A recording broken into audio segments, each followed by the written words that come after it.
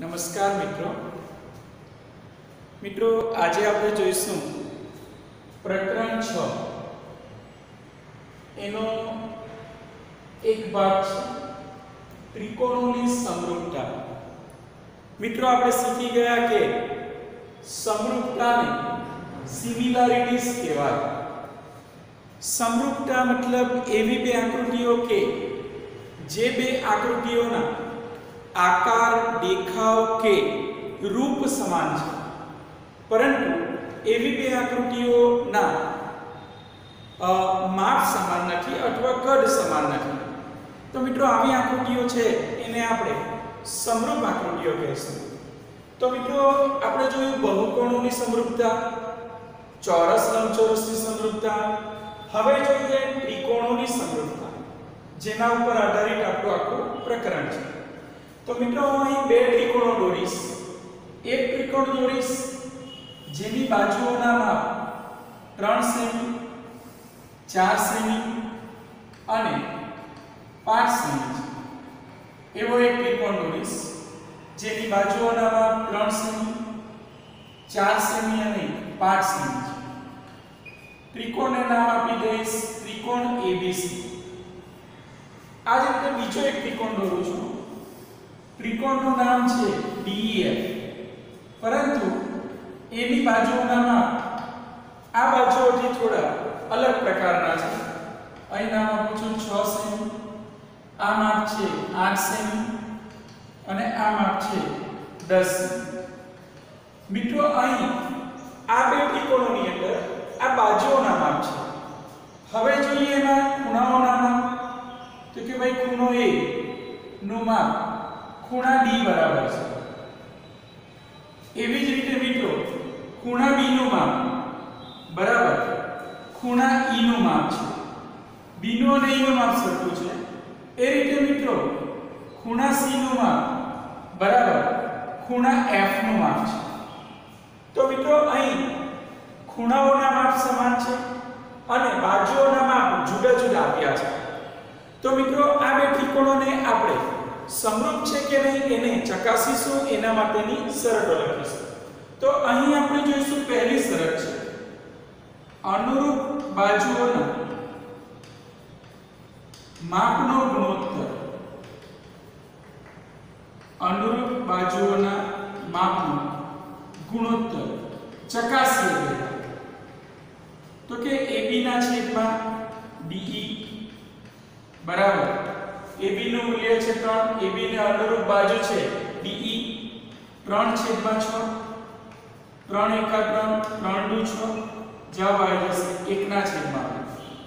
એવી જ રીતે મિત્રો બીજી બાજુ જોઈએ BC ના છેદમાં EF બરાબર 4/8 બરાબર 4 એકા 4, 4 દુ 8 બરાબર જવાબ આવશે 1/8। मित्रों आवी सेम रीते જોઈએ AC અને DF। तो થશે આ રીતે AC ના છેદમાં DF બરાબર 5/10 બરાબર 5 એકા 5 છેદમાં 5 દુ 10 જવાબ આવી જશે 1/2। તમે અહીં જોશો મિત્રો કે અનુરૂપ બાજુના માપનો ગુણોત્તર 1/2 1/2 1/2 છે, એટલે કે અનુરૂપ બાજુના માપનો ગુણોત્તર સમાન થાય છે। समान बराबर। ए ज रीते एनी बीजी शरत छे नंबर 2 छे अनुरूप खूणाओ जोईशुं। तो के एना अनुरूप खूणाओ आपणे जोयुं छे। खूणा A बराबर खूणो D छे बराबर खूणो D छे। खूणो B बराबर खूणो E छे। खूणो C बराबर खूणो F छे। એટલે કે અનુરૂપ ખૂણાઓ પણ એકરૂપ છે। એકરૂપ છે, સમાન છે એવું બી લખી શકીએ અને સમાન છે એમ પણ લખી શકાય। એવી રીતે અહીં સમાન છે એને તમે સમપ્રમાણમાં છે એમ પણ લખી શકાય બરાબર। તો મિત્રો આ બે ત્રિકોણો એવા ત્રિકોણો છે કે બંને ત્રિકોણોની અંદર અનુરૂપ બાજુઓના માપનો ગુણોત્તર સમાન છે। એવી જ રીતે અનુરૂપ ખૂણાઓ એકરૂપ છે। તેથી આ બે ત્રિકોણો પરસ્પર સમરૂપ ત્રિકોણો છે એમ કહી શકાય। એટલે આપણે લખી શકીએ કે ત્રિકોણ ABC અને ત્રિકોણ DEF ની કોઈ પણ સંગતતામાં કોઈ સંગતતા ABC સંગતતા DEF માટે જો અનુરૂપ ખૂણાઓ એકરૂપ હોય, અનુરૂપ ખૂણાઓ એકરૂપ હોય તથા અનુરૂપ બાજુઓના માપ સમપ્રમાણમાં હોય, અનુરૂપ બાજુઓના માપ સમપ્રમાણમાં હોય તો તે સંગતતા સમરૂપતા છે એમ કહી શકાય, સમરૂપતા છે તેમ કહેવાય. મતલબ ABC સંગતતા DEF સમરૂપતા છે, તેથી તે ત્રિકોણો પરસ્પર સમરૂપ છે એમ કહેવાય, પરસ્પર સમરૂપ છે. પરિણામે એને આપણે સંકેતમાં લખીશું માટે ત્રિકોણ ABC આ પ્રકારે સંકેત કરશું. આ સંકેતને સમરૂપ છે એમ કહેવાશે, સમરૂપ ત્રિકોણ DEF અને વંચાશે ત્રિકોણ ABC સમરૂપ ત્રિકોણ DEF વંચાય આ રીતે. તો મિત્રો આવી રીતે બે ત્રિકોણો પરસ્પર સમરૂપ છે એવું ત્યારે કહી શકીએ જ્યારે એમના અનુરૂપ ખૂણાઓ એકરૂપ હોય કોઈ સંગતતા માટે અને અનુરૂપ બાજુઓના માપનો ગુણોત્તર સમપ્રમાણમાં હોય, ત્યારે તેવા બે ત્રિકોણોને આપણે પરસ્પર સમરૂપ ત્રિકોણો છે એમ કહી શકીએ. તો આવી ત્રિકોણોની સંગતતાને પરસ્પર આવી સંગતતા ત્રિકોણોની સમરૂપતાની સંગતતા તો સમરૂપતા છે એમ કહી શકાય.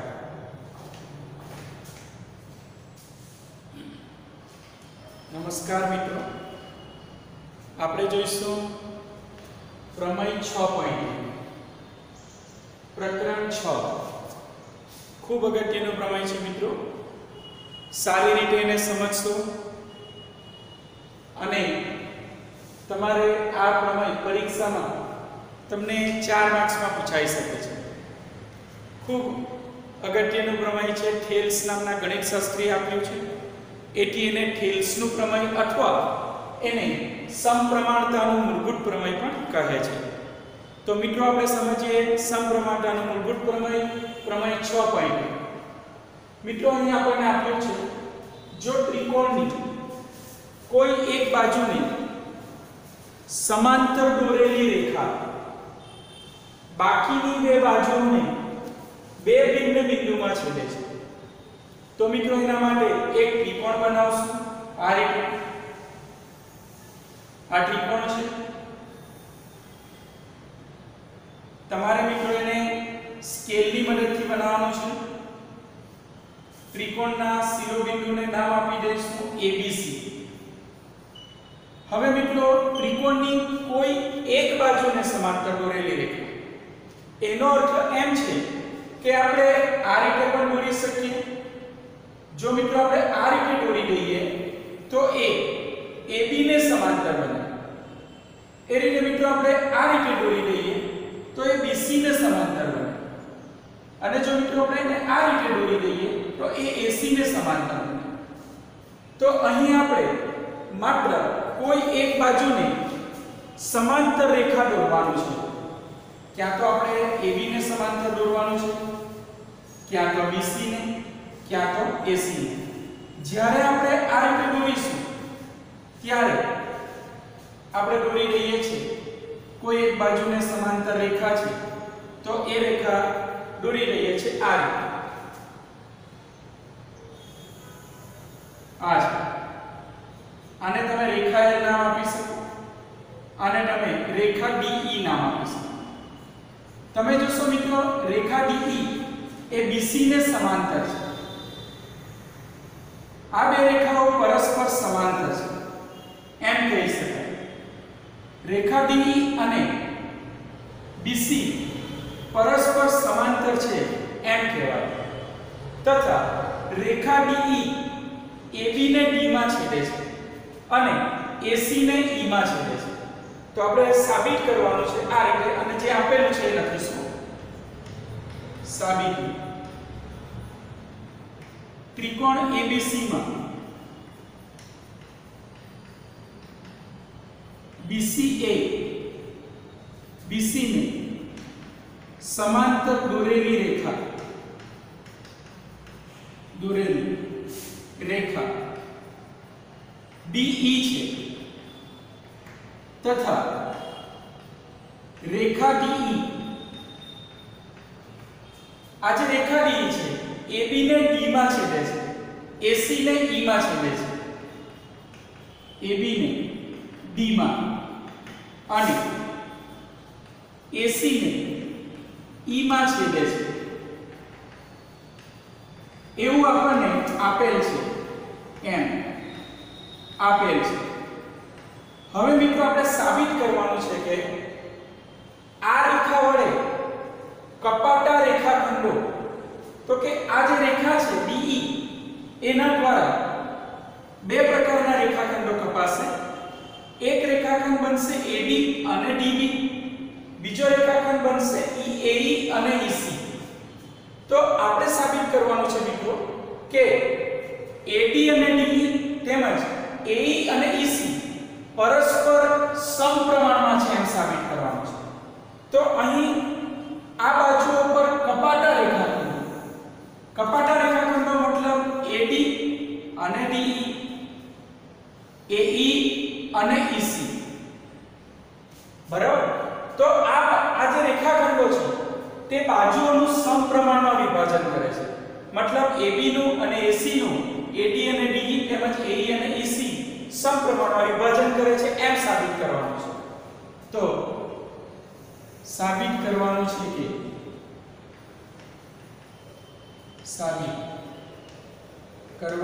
છે કે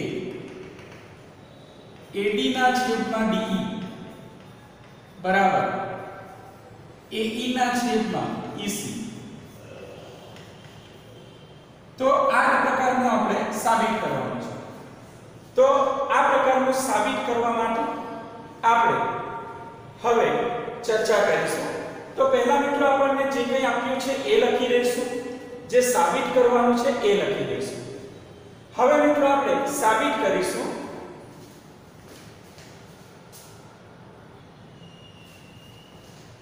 હવે મિત્રો આપણે આ સાબિતી કરવા માટે સૌપ્રથમ E માંથી વેધ દોરીશું, જેને આપણે કહીશું EM.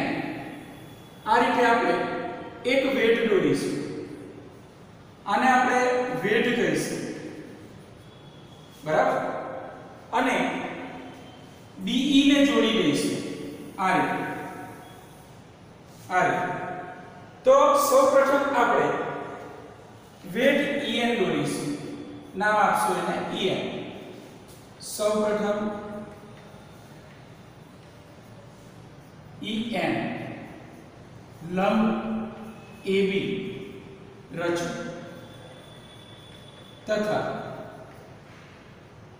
BE જોડો.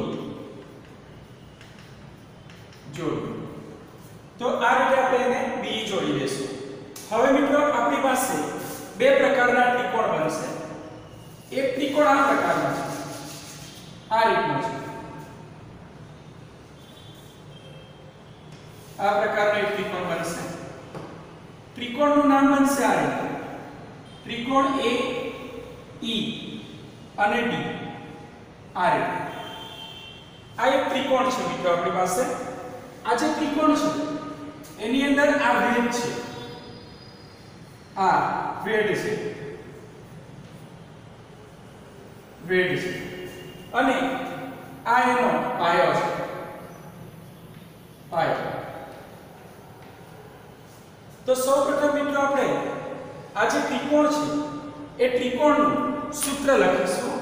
આ ત્રિકોણની વાત કરશું મિત્રો. આ જે ત્રિકોણ છે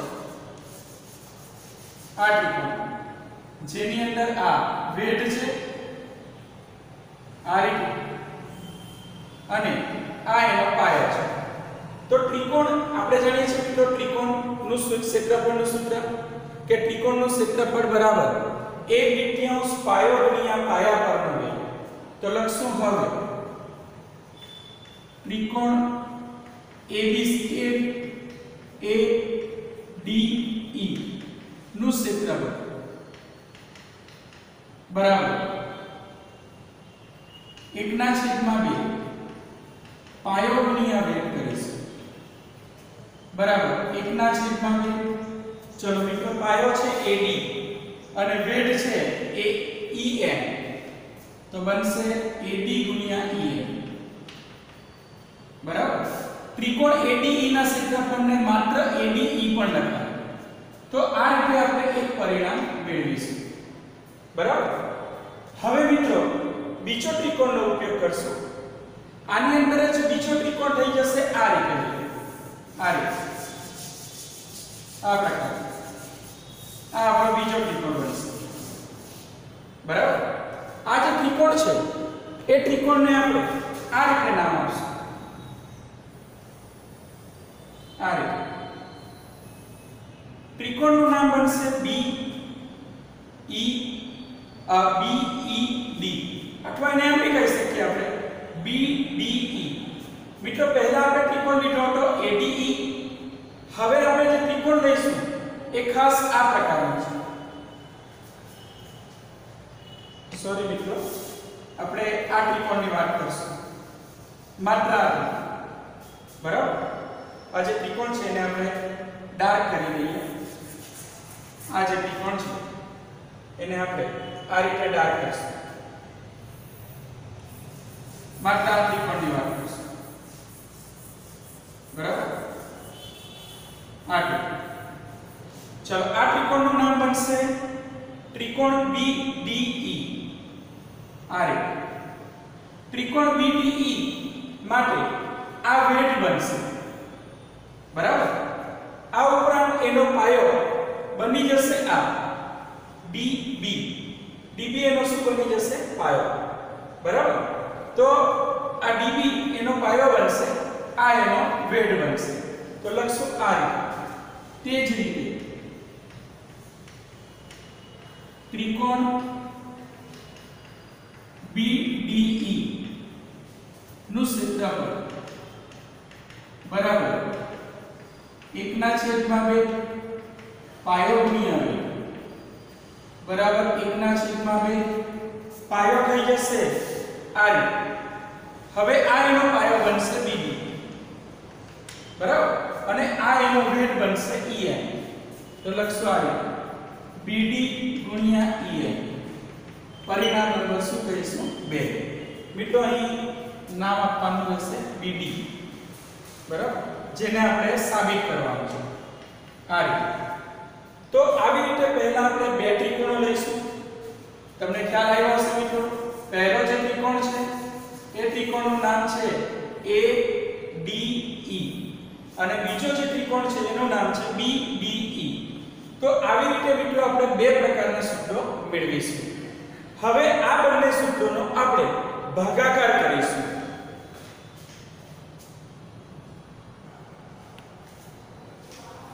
તો હવે મિત્રો આપણે સમીકરણ 1 અને 2 બંનેનો ભાગાકાર લઈશું તો લખશું હવે પરિણામ 1 અને 2 ઉપરથી અને 2 ઉપરથી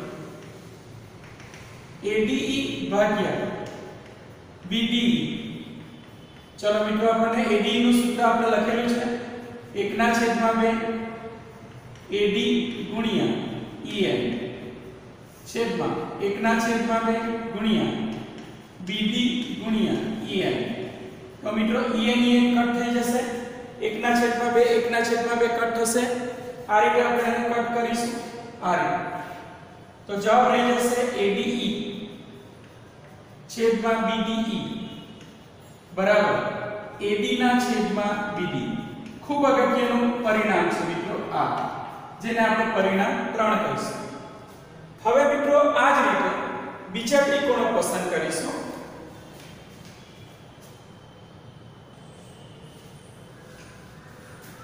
હવે મિત્રો આપણે D માંથી લંબ દોરીશું. આ રીતે નામ આપશું એને DM. આ રીતે આપણે એને નામ આપી શકીએ DM. અને D અને C ને જોડીશું આ રીતે. બરાબર. તો મિત્રો અહીં આ પ્રકારે આ ત્રિકોણ બનશે. પહેલો ત્રિકોણ એ જ રહેશે જે ઉપર તરફનો છે. બરાબર. તો લખશું આ રીતે. હવે DM લંબ AE રચો તથા બરાબર D અને C ને જોડો, CD જોડો. હવે ત્રિકોણ ADE નું ક્ષેત્રફળ મિત્રો જેવું અગાઉ લખ્યું છે એવું સેમ ફરીથી રિપીટ થશે. તો ત્રિકોણ ADE નું ક્ષેત્રફળ લખવું છે. તો હવે આ જે હશે એ ત્રિકોણ ADE માં વેડ બનશે, વેડ. અને આ જે હશે એનો પાયો બનશે આ રીતે. બરાબર. અને ત્રિકોણ આપણો બની જશે આ પ્રકારનો આ રીતે. આ ત્રિકોણ બનશે જેની અંદર આ વેડ છે. બરાબર. આ પાયો છે. હવે આપણો ત્રિકોણ આ પ્રકારનો બનશે. આ વેડ બનશે આ રીતે. અને આ એનો શું બનશે? પાયો. મતલબ હવેના સૂત્રમાં વેડ અને પાયો બદલાઈ જશે પણ ત્રિકોણ એ જ રહેશે. તો ત્રિકોણ 1/2 પાયો ગુણ્યા વેડ ફરી બની જશે 1/2. પાયો બનશે AE અને વેડ બનશે DM. AE ગુણ્યા DM. પરિણામ નંબર 4 ગણીશું. તે જ રીતે બીજો ત્રિકોણ લઈશું. ખાસ કરીને મિત્રો એ જે ત્રિકોણ છે એ આ ત્રિકોણ છે નીચે તરફનો. બરાબર. આ ત્રિકોણની વાત કરીશું. તમે નામ સમજી શકશો મિત્રો? શું નામ હશે? કહી શકશો? તમે કહી શકો છો આનું નામ. આ ત્રિકોણ બનશે. હવે આ પાયો બનશે. પાયો વેદ ત્રિકોણની બહાર પણ હોય છે. આ રીતે જે ત્રિકોણ ગુરુકોણ હોય તો એમાં મોટે ભાગે વેદ બહાર તરફ હોય છે. તો આ વેદ બનશે અને આ EC પાયો બનશે. અને ત્રિકોણને નામ આપશું આપણે CDE. તો નામ આપી દઈશું CDE. તો લખશું ત્રિકોણ CDE નું ક્ષેત્રફળ બરાબર 1/2 પાયો ગુણ્યા વેદ બરાબર 1/2 ગુણ્યા પાયો થશે એનો EC અને વેદ થશે એનો DM. પરિણામ નંબર 5. અહીંયા ADE નું ક્ષેત્રફળને ટૂંકમાં ADE કહી શકીએ, CDE નું ક્ષેત્રફળને CDE કહી શકીએ. પરિણામ 4 અને 5 નો ભાગાકાર કરો. પરિણામ 4 અને 5 નો ભાગાકાર કરો. ભાગાકારને તમે ગુણોત્તર બી કહી શકો. ગુણોત્તર લેટર. તો એનો ગુણોત્તર લઈએ છે આ રીતે ADE છેદમાં CDE બરાબર 1/2 ગુણ્યા AE ગુણ્યા DM છેદમાં 1/2 ગુણ્યા EC ગુણ્યા DM. પરિણામ નંબર બનશે 6. હવે તમે જોશો મિત્રો આની અંદર DM જશે આ રીતે 1/2 જશે. તો જવાબ આવી જશે ADE છેદમાં CDE. બરાબર. તો બનશે આ રીતે ADE છેદમાં CDE બરાબર ADE છેદમાં CDE બરાબર AE ના છેદમાં EC બનશે જેને આપણે પરિણામ નંબર 6 કહીશું. તો આ રીતે મિત્રો આપણે 4 વાર ત્રિકોણના ક્ષેત્રફળના સૂત્ર લખશું પહેલું સૂત્ર લખશું ADE નું. હવે બીજા સૂત્રમાં શું કરશું મિત્રો જાણો છો? ખાલી a ને બદલે b લખી દેવાનું, બરાબર? અને ત્યારબાદ પરિણામ 1 અને 2 નો ગુણોત્તર લેવાનો. હવે ફરીથી પાછા બે સૂત્ર લખશું, ત્રિકોણ ADE અને ત્રિકોણ CBE. a ની જગ્યા પર ખાલી c લખી દેવાનું, a ની જગ્યા પર c લખી દેવાનું. થયું? જો અહીંયા ADE છે તો અહીંયા શું લે? a ની જગ્યા પર c, a ની જગ્યા પર c. એટલે આપણે આવા બે સૂત્ર મળશે. બે સૂત્રોનો ભાગાકાર કરશું, શું સમાન પદોને ઉડાડી લેશું, એથી આપણને આવું પરિણામ મળી જશે. હવે મિત્રો તમે જોશો કે આ જે ત્રિકોણો છે CBE એટલે કે આ ત્રિકોણ અને બીજો ત્રિકોણ હતો આ રે, આ બંને ત્રિકોણ સમાન પાયા DE અને સમાંતર રેખાઓની જોડ BC અને DE ની વચ્ચે આવેલા છે. તેથી આવા ત્રિકોણોને સમક્ષેત્ર કહેવાય. એથી આપણે કહી શકીએ કે BDE બરાબર CBE. તો કહી શકીએ આપણે અહીં ત્રિકોણ BDE અને ત્રિકોણ CBE એ BC અને DE ની સમાંતર રેખાઓની વચ્ચે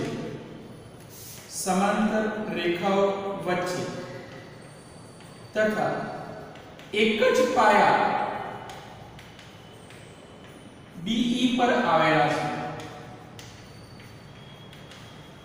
તેથી તે સમક્ષેત્ર છે. આવું આપણે ધોરણ 9 ની અંદર શીખી ગયા છે. મતલબ અહીં બંને ત્રિકોણો પરસ્પર સમક્ષેત્ર છે. એટલે આપણે કહી શકીએ કે આ રીતે માની આપણે એવું કહી શકીએ મિત્રો કે ADE નું ક્ષેત્રફળ બરાબર CBE નું ક્ષેત્રફળ. માટે લખી શકીએ આ રીતે BDE બરાબર CBE. બરાબર? તો લખી શકશું આપણે BDE નું ક્ષેત્રફળ બરાબર CBE નું ક્ષેત્રફળ. તો પરિણામ જે આપણને મળેલા છે એ પરિણામ ઉપરથી આપણે કહી શકીએ પરિણામ 1 પરિણામ 3 પરિણામ 6 અને પરિણામ 7 ઉપરથી પરિણામ 3 6 અને 7 પરથી કહી શકાય કે AD ના છેદમાં BD બરાબર AE ના છેદમાં EC થાય એમ આપણે સાબિત કરવાનું છે. તો મિત્રો આ રીતે આપણે આપણી સાબિતી જેવી છે એને પૂર્ણ કરી શકીએ. તો મિત્રો આવી રીતે આપણે સાબિતી પૂર્ણ કરી શકીએ. અહીંયા તમને ખ્યાલ આવ્યો હશે મિત્રો કે આ જે છે એ પાયો બનશે અને આ જે છે એ બે ત્રિકોણ બનશે આ રીતે. તો આ બે ત્રિકોણો એક જ પાયા DE પર આવેલા છે અને બરાબર એમનું ક્ષેત્રફળ કેવું છે? સમાન. પરિણામે BDE બરાબર CBE અને પરિણામ 7 કહીશું. પરિણામ 3 6 અને 7 ઉપરથી કહી શકાય AD ના છેદમાં BD બરાબર AE ના છેદમાં EC થાય. તો મિત્રો ખૂબ અગત્યનું પ્રમેય છે. આ પ્રમેયને આપણે સમપ્રમાણતાનો મૂળભૂત પ્રમેય અથવા એને આપણે થેલ્સનું પ્રમેય એમ પણ કહી શકીએ. થેલ્સ પ્રમેય અથવા એને આપણે સમપ્રમાણતાનો મૂળભૂત પ્રમેય કરીએ. તો હવે આપણી આખી આકૃતિને આપણે આ રીતે દોરી શકીશું.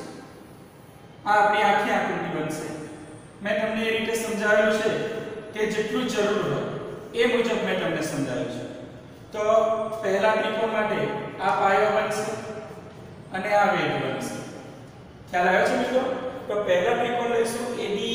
તો એકવાર પાયો EN લેવાનો અને એકવાર વેધ EN અને પાયો AD લેવાનો.